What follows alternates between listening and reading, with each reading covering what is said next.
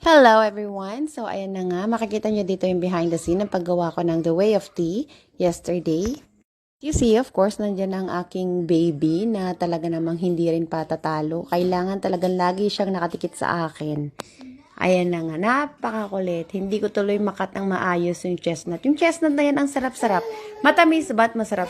So, gaya niyan, umiyak na naman. Kailangan na naman natin siyang kargahin. Yung chestnut nga pala na kinakat ko yan, mali yung cuttings ko. Dapat pala medyo makapal yung ginawa ko para hindi siya madaling matisira. Tingnan. At habang nagpa-voice over ako, lahat lumilipad. Merong nagluluto, merong nagpapalipad ng kung ano-ano dito sa bahay. At ayan na nga, inabot na sa akin ang matcha green tea ni Pastor. Napakapait pala niyan. Makikita niyo yung reaction ko dyan. Where are you going? Matutulog pala si Prime Minister. So, ayan na yung behind the scene. Hindi na ako masyado makapag-voice over kasi ang daming ganap dito sa bahay. Parang mas magandami pang ganap dito ngayon kaysa dyan sa video.